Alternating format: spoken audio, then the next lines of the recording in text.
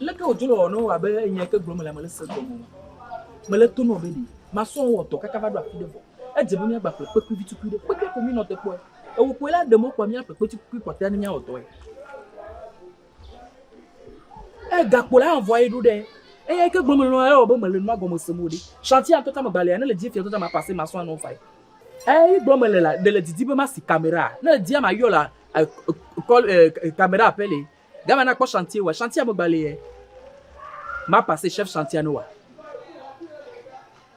Aude, on tole nyambo mona donye chantier vite gwa mi mo ko onde ko do ko mi to do adi ma do mo ko do afire ko le to kara do no ngbo ma passer chef chantier no chef chantier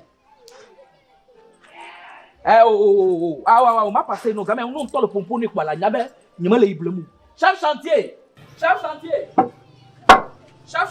ouais oh attends ça le fiafi mo le yo ah mo faut le fiafi le camelo après novigne américain mo fortuna e di be ya pompolo mo gba púpọ̀ do nyantini ni meja so tare o pale ti o pom abe ale ke la ko pom kwanya ko bio a donti la nkwadi di mo okay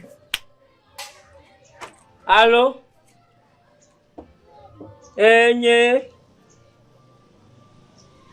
nya magana doaji o do ami le doaji so do ane on to wa ko aji ko joga o mi le doaji fia mi do fia o mi un keke vo kotoko wa blaga via da zingire hoji no we gamanya via gava va vol do agbo agama va le don pa mi note ko tondindi nya le fia David anya ba yeme ko veide ko modu tondi kan va fia ya la donyo me gato na ko ji garo rami nyanye le doaji ji garo rami nyanye le gavon allô le ponu yi wo le kata ma va no passer chef chantier ku mo le ti jone mo le que feraya chava vo feraya chava e ko be ajira to bo kwa ko ni apunpo na feraya cha oh oui allô ça qui sont là aussi on doit le dire doit y voir un afi ko le won poto gavi e ga ko so ra ko ya ple gavi kwa mi odala nka enyawa ko poto e ga ko poto la so ra kwa sino no bivo ya bivo c'est ga ko poto allô te gbere gaji allô aha do to nyo bo wa bon ko le sema aha ferraille akudo chef chantier iwe nya le sema watch on le réclamer au bo a honu vide so so ya le so garuda sima komi pleni mote din na de kanu donc ne le bo transfert afia kwa ma so watch abu kanu na mo le to wo ti le wa joma ye do vivina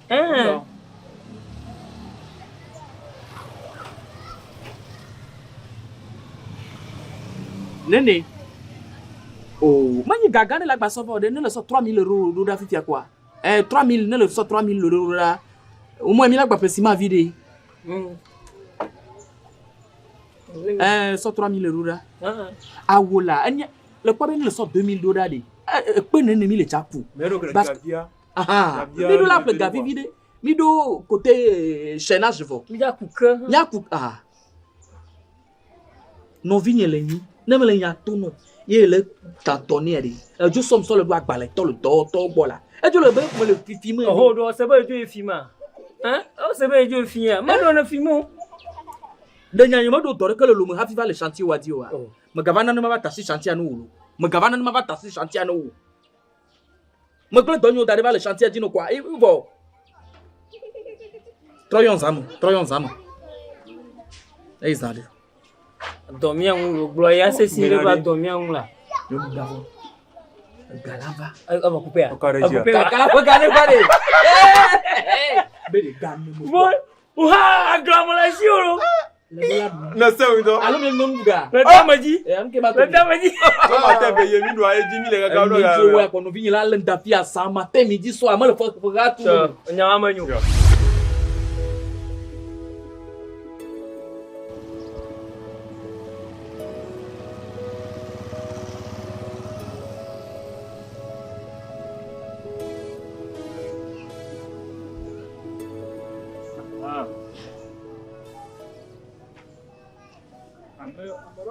tout le fia o.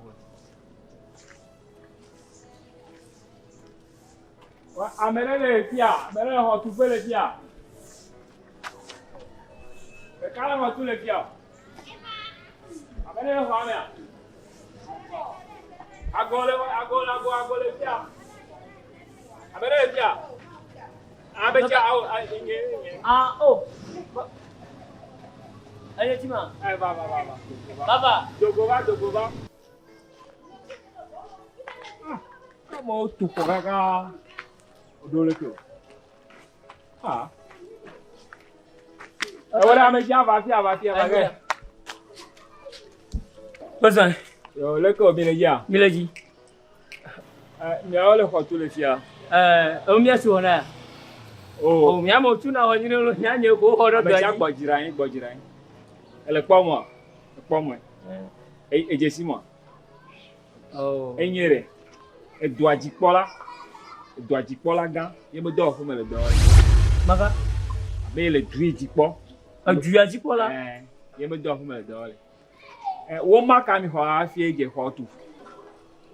O mai mi ho mi la ko o mare ka fi eje ho tu. O ma ka o mare. Uma. Oh, nya dola kumenye. Nya do ku tomo la gba tomo nye. Elle pomme les mais donc c'est ma yo caterpillar machine ava wa gba ko epete e go me ko o ma ka fi je ho tu Oh, ka flan fo ye ma je siwe ka ke. Yo bude tomo gero. Aga. yo vo de ole gabi mi o ga ni le mi o nya be du me ye ka ke mi o mi ona Yo mode wa dum na mi le ga mode kede. Mayo am doctor no. yo ne ba Doctor me no do. me le vo de ya ba fia Nya le ble kumenye akwa. Nya se be do bo no na halu. yo ka ba ne ma Mo gbona ya be mi. ko me re mi a ru re do ametaji kaka me yo mi ya ba po kaka tu do ah le nya me se yo nya ba ko Behato habalka. Le kofu na kaba. Magbulani la. Allô? Ugana gban le mo re gbojiri ma yo manu e. yo Allô? Allô? Ahotonya. Va do amade va yo nyo du ajipola. Mi mo kwa gban lo. Nyo. Ala mo jibona. Mi agata ibona. Aha. Yo. Mi va kaba anwuron mi va kaba afo gbojiri ma mo gbona anwuron. abecha yan ka o me na Mi va kaba. do le ke be do nya wa lo le ko yo no Maka. nko abecha ko nko ye be do ga Mo mo la ba nya ye be gbo le do le ke bo nko la mo yo no amon to gbona be pe ro. nko la Anya mo kwa. nko o wo me ko le ke nko re Menyenye do to. Nkonya ekoju komla kopu ya o fi komi. Amo do ton to pa. abecha ye me ya ko e be Oh, wa we yi. Nga onyi jojo fia. Oho. Azro. Ko ina ho me de. Apoto. Na dogba. le ko ba ho gbe ifonyare Nyefo. e wo le ko tu le ge Enyi. me de ko o ma ka mi ho ka fe le ko tu le ge Maraku makami. enye du ajipola gan e be do pe ye me cho ye mo na do le Ita nke jojo. e me ba ma po ma e ni ho ka fe le ko tu le ge e ja bo ho na o ma fi tu na ho Homa. me nya Ma como fia la gbona ma. e come stia to che le vichukwire e ko le ke te ne be bije fia ma yo caterpillar wa fa gbe Ma e ko fia. mo ho mo Ma fia to ayo. Uma ma to ha le bichukida. Wa o ble wo fofoni. Fifia de. La ko ko woni. Comme fia gbona be de. Anyi gba mi player. Mi ve ho ma le fia ogbo. Nyama nyama yin na nyi le dobla lake. O ble we. wa come fia san gba no e savo e fu poro je buto wa ile ka Ibi anani o woni. ge ni le fia ne na o ma yo pete e ko me be yo fo yo na de be penalité me le gbe soso me ka fe je ko tu e ata wa ko dareji wa ko ga wa Penalité. Ye yin ga ga. o pete Ye maka. zoro de base ma gbolo na se ya na o ma e fia na o ya na o ma na te cho million de ka ka fia o ma Nuka. Maka. Ama ya ma fia fia onyi fia. Cho. O ma fi tu kui mana le pa agba la pété ibo ma tu ko. Ame cha oblo la. Ma cho ma pa ge de nyom ya ma fi mi le tutopo. Yo, belefo. Ne chondine machine avado ge aje ho gba kwa. Amaga ho Ya nyale woble wo. Lebe maka pénalité. Agba ho ya mu nyo. bere. O ko na o ma. Homa lebe nka pénalité. Ego wenye penalty la ko penalty. Adeba yo kuna. Yema agbe abadronia. Ya me va fe gere ge. Me yi fe fo me va. Amaga didi bika fi amelade. Agba mo nya. Gato mo nyo. Enye chef essentiel fi. Ma so nyo we yo. Ma te ma va so biti no biki no Ngoti mo to ni. Nka onye. Na ni enyi ga enyi mateto. Million mo hona no fi nyi ba nyi gbanyi fi ya. Le nya na ni o kana na ma. Woble we. Million ne le bo fi ya. Ameja ele ho tu o ye gato me nya bo ko na o ma fi tu na ho. Ma we la de no mo fi ha fi an to de kwa mo nya de popo wa ka wa nyi Ga bi ko pe ge lo me yo. Wa ga bia ko Me ko pe to de no ma po pénalité on ka. De no mo no woble. Ameja oblo. Me bere. Elu la ko da se di o ma. Ka fe atu ko le ge. Me ko o ma ma. Mason. Donc a mo nya de ko so ni on dia. Oh, nyanya ko na nya mva ona do. Ya kwa mo ge o tu ko le me ko da se ri o ma re ge a tu ko. Ore ino ho tugare ho da se yo ma wa won to. Atu ho e. Ebe nyale. Ga nenu ajo ga ko ti. Ili ane ni le glo. Me bere. Na ko million le kava e nya wo o ma no ko le gbe soso me ko. Na tu ko. Ele nya portable ni mo kona mo do numéro. So numéro ni ma so nya so mayo. Ko ma ve ma ko. So numéro ana. Ashike. To numéro am. Ama yi challenge ni numéro di. Asheka mo yi so po o me. O so ko ya. Wa me sana telephone cha ko nka ba wo ba le fi ya. O ka ba na ma. Nane ko. Okwa. On to ha me na ko. Pa numéro ya zan le. Na ko Mo yi so ko ma numéro ma. Na ko sugbon. Numéro ma o me fata il play. Nka ti na mi do ma so ko mo jina me ya no prepare anu ndo odo amadi ma. Awi ya mi do abo mo le siota. Bele ke gato mo nyi. Aso bi nyi alfi ya. Yo wa. De le dibe ya. Ameja. Nu pogbere ya wo ko. We no to afọ eso gba ya la fo. Afo to ba. Yo, aso bi nyi ko vale me. Javi nyi alfi ya lo mo npo nyi da. Gato mo nyi na le ja pun tok tok. Go mi ko va. Yo mama no la. We o do do ko ma di ba me. Blackto. Na yom chokabalo. Ma numéro ma do kwa mo souvent ma. Numéro di ya pa. Yema. O le kan numéro ma sumo ma. E chona yom kabaka ma jo. Mo fo se le do la potire nu. Mo fo se nyimo na nyi do lo. Le machine ava do ke ya ko de. Ma po ne. Le ko yo no le ko nko de. Ibe nkwa eni tonya. La ma yo no. O me ko le ya la ma yo no. Na nko gbalu ke le ko fo le na nko ma ngo. O bo ti de. La ma yo no. Amu no nko ho no mo. Nko je ko club boy lo. Yo, e chonde ne machine ava do ke ko nya sin ko. Machine wa le fi ya te ku machine. Machine akpo ga te odo a. Amaga ma tro glo nya kan. You voudrais tomber terrain di el fi ya. Nyanye ko na euro va tourner le CFA. Maga pomba me do débardeur ita. Ne le bava fi ya ka bu. Ga le yo ibe double tu gbe mo le no. No te na ko. La Yo jinga. wo de te ma to na ni e du kolo la form to ne mo ko da se di o ma fe to ko mi gba ne. Mana nanya. E pom tu pere le ko. Yo vote. Nka yo vote. Maka. George Bush mo ko te nya me ga gbe to le fuma. Nka gbo nya mi le. Yo vote. A dit si George Bush. Wala foto gba George Bush mo fo. Chéri, on kono ma o téléphone. Ahota le me do ro ho ma bi. O cha mo nya ne ko. Na mo ro va fi an kono yo no ma lo. Yo. Mo mo fo mo alo mo ko ba. Adu fo ji ne. Chéri mo kono ma o téléphone. Adu fo ji di do kwento. Pede afo mo la. Ma ko da. Ibe ko mo. O fi na mo vo fi akura. Bedi.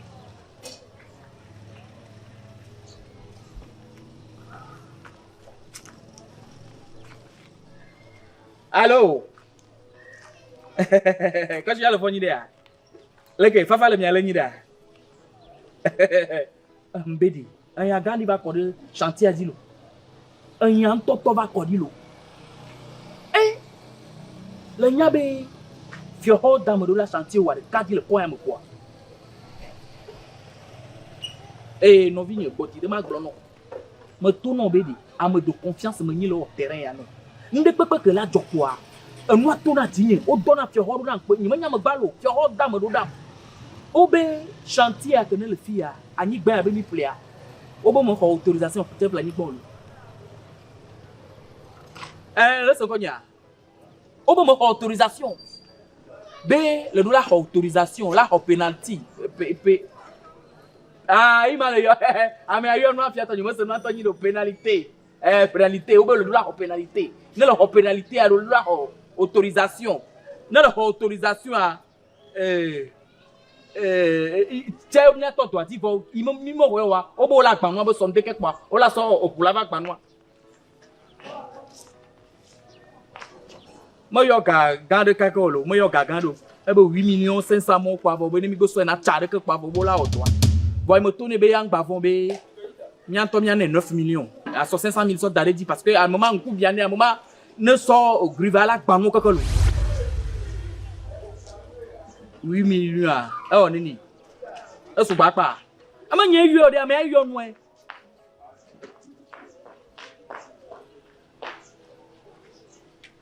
ah kama munga nyanya nyolo obo so mate on la ba so gru la gba anu alo afia kana sa no nya ba fia cha kula katia me afia kana sa nyima no afia ko e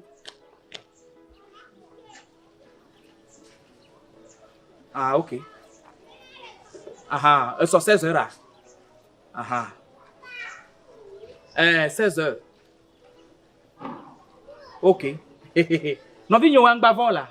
Nyamo lengbiano gba. Mo lengbiano là la gbo la ba mon climatiseur mo. Eh am ba yi glaçon là lo de. Africa ba climatiseur nyana u glaçon to. Ngbang lo la no vigno ça. Nyungba tu ko foti po. Ne go so vigno. Akpono la no vigno. Abetanya là. Nyande popo. Comment se fait-il même à me le chantier mais manya a le bebo. Manye yo va de manya la glonia fi de va. Mo ba ko mo lo. Oui de. Le gars le photo. Seigneur, oui. Quand il y a la prévue là. E ka diel. Non, banama bidio. E ka diel. Sonata ni maka. E hula. Ah, vraiment quoi ton sonata? Di cousin yere encore là. Et toi? Appelé couleur grise. Non, l'appelé na malo. Appelé non là. Ou tout et moi ti konam. Au plus moi, so ka moto et doit dire puis au plus moi. Le nyadi. Ne le kondo moya dire ni to vona to. Ah, lo nyela. Mbedi. Le ka le yo encore. Sonata. Ah, on m'appelle sonata non là. Kondo, depuis il le chantier à seul un peu d'eau. Il y a dans le lien ba le dire la kumo. Comme. Abetanya là. Amima. Niato François Bonabe joue compter te le ko la nyado do nyanti ba gbo Yema. ah bijou bijou Nyaka ji be glo. no glo mbede no la glo le français Bonabe nkeke wo le oui joue compter te le ko compter joue Ah on glo de bonade. Kom Así con tete. Acá vamos a flegar ya le coger me.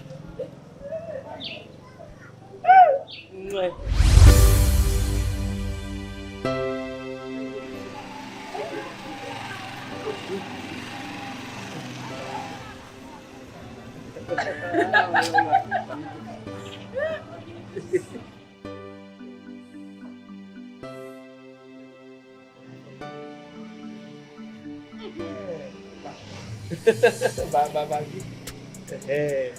Nyelo. Ba. Yedi. Lolo. Wo ble wo. Solo da mi e ji mapara. Eh, trade. Lolo nka ni. Look, le senti nada. Dada la wi. Awo ye. Yasi male mo ni re. Awo. Ti ya do la lele ya. Ba. Obo Yasin. O to Yasin. Yasin ti la. Lolo ehu ya.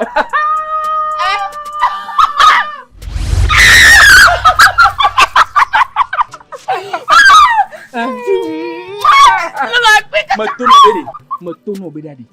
Nyanyi ni gâteau gars et que ne le fait. Ni to cham nyala. Bon, dis-moi quoi bon. Ndigale. Ni to ma bu. Ouais, continue. Fios trop bas dans l'idée. Enyo. De cas. Doum. Eva.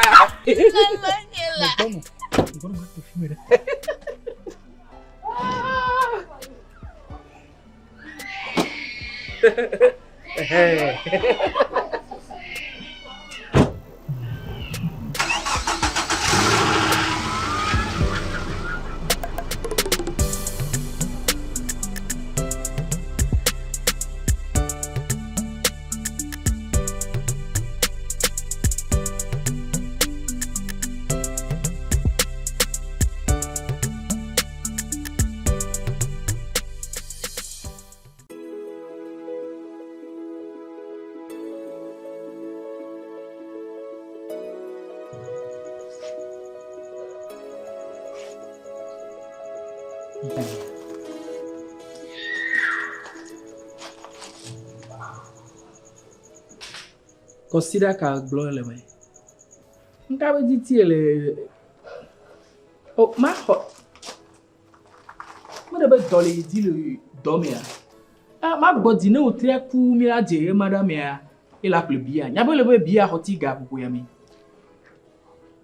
Oh le jo ple bia nto savoir.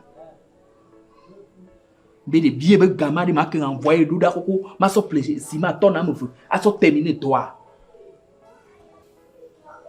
Oh, quel est le yamwe Java?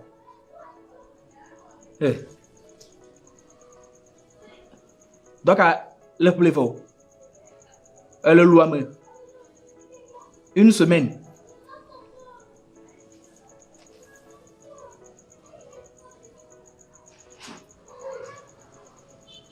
Ah, agno.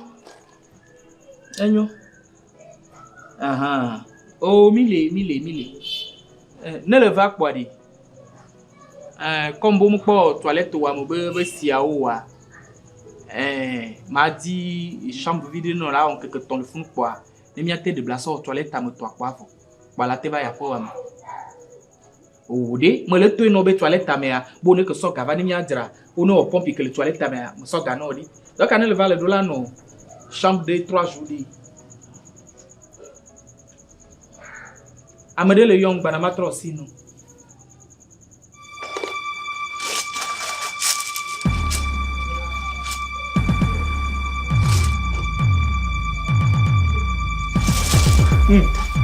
Hey! Très cool là.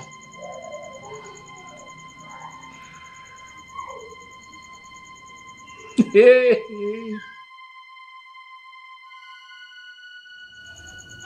Nyaga, vous voulez bien? Une semaine. Hey! No!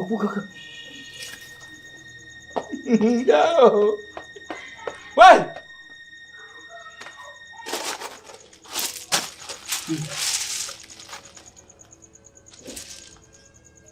Hey! Wait.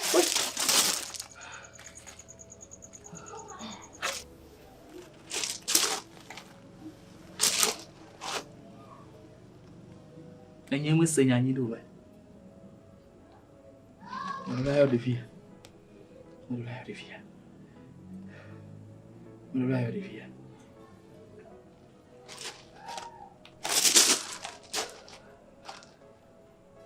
Ama, fica là.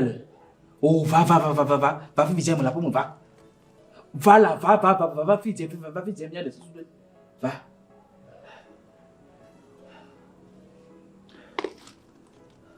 Hey!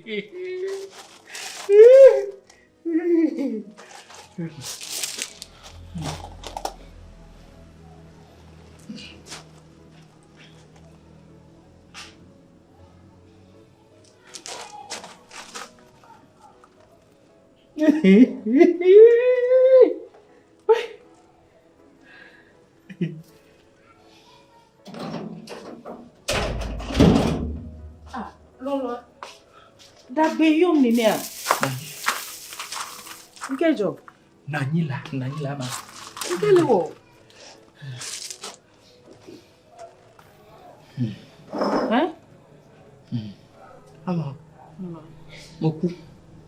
Quel job? Allo miku. Ama miku. Nyen ko se ndi pe go jiri. Quel est wo? Evoire. Voilé. Miku. Lola pour nous là. Ah. Ama. Le pobedi. Le jakbere ntinyi mi autode. Et doka. Le kwari. De mutiti be ma doli fumano. For happy ma doli fumano wa le do la kbere ntinyi. Lolo. On to cho nya be mle na we. Nka ojibe ma ona ma we na we. Ama. Lo ne le kbere ntinyi ade la vo pote. Parce que fille amelia. Mi je tombe, mi ko mi je tombe. Lolo, o je sim nyuno nya nyure be mjina be no ne yizire kala. No ida po blonya na mla. Ama nyaya de. Nyaya. Mi ko vo to mo be nyaya. Le kwari. Mo vi ne kana le yo vote adi. Manyi be mo duwe be gae olo. Manyi be mo duwe be gaw. Faut me va tasser be gaw ma. Le kwabe. Le nya be nyo na chantier ni. Ma son vie ko mo rova bon va toi. De vie mo buka supo. Va no vinya mo le sen ko. Nya mo kosebe ela gbo pe abe mu kaka na kan mo pa mo ti gavo. Va le kwabe no vinya be ja po dans une semaine. Va au top pour chantier mi mo po e fo.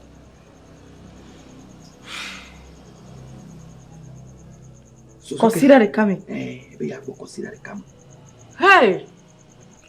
Ni mo jibe mi abuta mo supo. Wa ma gabuta mo. Ye fika mi akpo gale o. Oh, kabega. Ojide. Susure la siwa.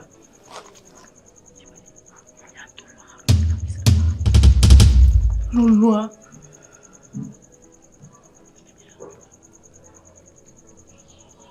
Ewu ti mo le wodo ama. Minya. Ewu ti mo le wodo. Ni tono ni be vie. Le nema ko nya te we ma. Alo mo jijibe ya do le wa. Oh, madoli hwen. Lolo on to nyare ke hu be nyale be vini. No po be wen la nyona mi po mi awe sia. Mlengbe domino. Nancy manu mo de kuku. Makava no. Voilà.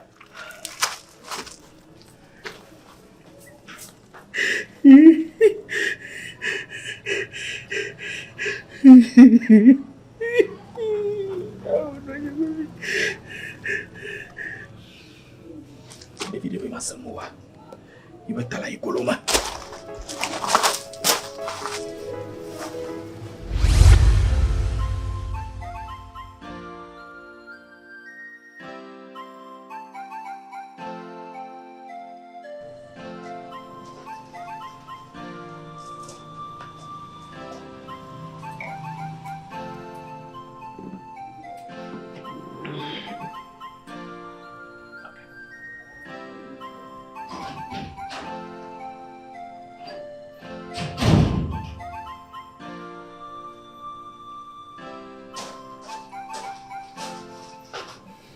Dada.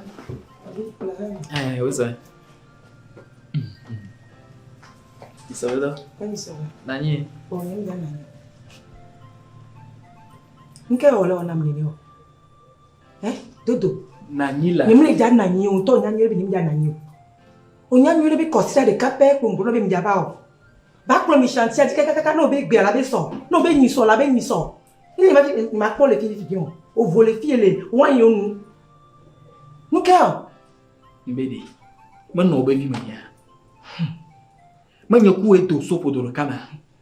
La kala va ko nyima to no bo na yi ko la go be ma nanyo. Donc ma nyi no pele va. Ma nanyi afi ma no sine le mvoa na bio manya. Donc ala mo senye mo ba nyi nyare pepe no we. Ma nyaba me le dole ma. Olele donc ngwe na couvert ko le ko me voler le mnene a. Enu ya dokito mo no le konti sa ba nyi nya. De wa mo nyaba fe do nana ko kam. Vulu nana me a. OK. Enyo. E hu ne ba la me no. Voix non ko. Ma klo na klo me chantier di fi bien. Nyem le ja pompo. E no be vi mi, e no. To de ka no de ka. Mi Victor le podore quand il va prendre coller à Koudomda. On dit la blé donne le foutan. Mano dangba le du métier kada gakemo. Hein? Mbedi. Nde kuku non ko ya. Do kudo la masenya kala bevere. Nya donya le bevere na mu. Ti ke nya do le fi dia e donya le bevere na mu non ko makloro. Nya ndibe no vie. Que minia ne va griller nya domo. Donc ane masa comme ya. La masenya kudo towa. Towa le bevere no wa. Donya le bevere na. Et il y a que nos chantiers a dit non pendant des années tel le bofia. Tonyama le bevere na wa. Majana nya. Dodo. Male jana nya. Male jana nya. Dodo. Onya ya kemle le dune funwa. No onya ya kemle le dune fun tun be bova. So gado da wa kin bo le domi si akuma. Mo no telephone to no be na elele do. Ne le funwa enye ipo na jiwa lo. No le do ni enye plastique na we. No mi zomijo no. Male jana nya. Jana nya. To nya mi ma na nyola. Le va be ya do le tani ne pa ko to pa to no kwa. Le jado oui le tani pas to no kwa. Zomijo. Je vais dormir. Dadanye. Enya o de funtolo. Dadanye. Ko mi jola. Donc le dizibe ya ba de oui le tani ne pas to no kwa. No vi ni onyi o a. Ma gba de wu nene. No ni bebi ko nya yenji ma de ha o. Ma gba de wu nene. Ba no ko mi jo e konto ke npo we bia afọ de ka to ni de ka. Na no ko nya jo fifi je. Nous viendrons bon. Gba do do mezina mo lo. E ve me nu ele o ya. Me ele o yan. Ba no ko mi jo enya nya pe wa po. Tia. Nini nya. Mabere, enya ka to ni nyawa. Enya ka ni nyawa. Dodo. Enya ka ni nyawa. Muka le poto no. No te. Mala masama mano hafia ko ri chantier. Nene nyika. Nyama wana dole luma hafi le ba. Mano nyebe vile nya. Na maduka wa nuka onya. Dodo. Mala bio ba na maduka wa nuka onya. Dodo no. Nani onyi madu. No te nya nisi. Nani onyi madu. Annulation la te pour quoi? Douli la. Mala ba ya douli ya. Nani onyi madu. Ani ba alo chantier pe plus vont moi. Wa parce que wa gbenya. Gama la sur la trop le bois. Alors là il faut d'être au doigt le bruit. Jimmy. Ma demande muka. Ma demande muka. Ma demande muka. Dada we mi de kuku. Bereke.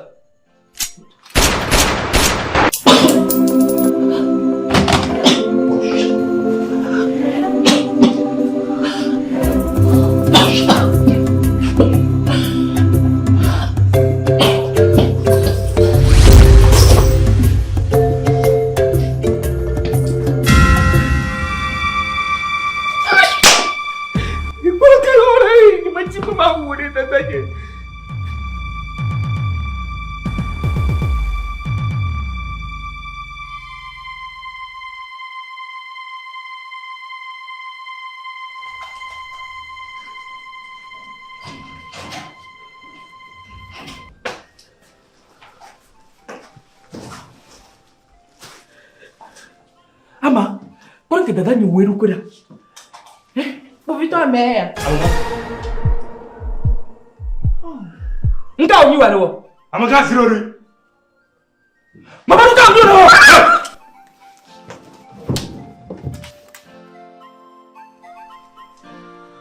Povito chipori. Nyano nyarukiyo mo. Munyo nyasenya nyano la fia chitre nyamlo bomo. Te vinya te pe. Ama, Vinya. nuka onyi no. Amaka sirori.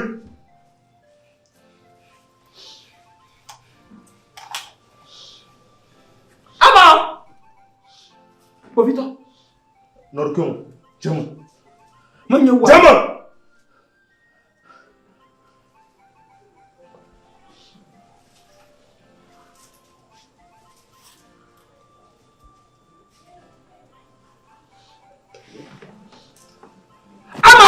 Amaka. Wai. Povito. Eka omia. Intewe le kwa. Nya apo munu. Nyento mo so hanyele munu. Yova be itso le tukara to nei. Yema le to ne be di. Oh, musu obo. Wela gba po bulade. Kaka ma de nkupa ipo de tuto. On to ne la ni dada ni yovo de oboso. Atume la kwenda asinye la kwenda amolo. Bio de tu. Tirato. Amaka. Povito, tu me la signes là. Ma con nous bana. Na tu na te foi. Ne ma perencho, ala bani du goro pour moi. Wadi di foi que la won kameji. So bana la badara pa. Mo nyoro dara pa. Ando gamo. Fo ngamlo wakata. Povito, Tu na te foi. Povito, tu me la signes là. Tu te foi manya. Abagaso. So. Yao. La dor de California. Povito, Vamos.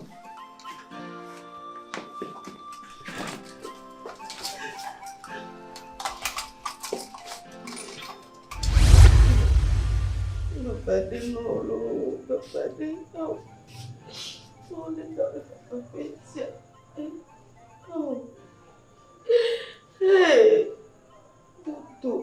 Dudu, auto kuno vivia.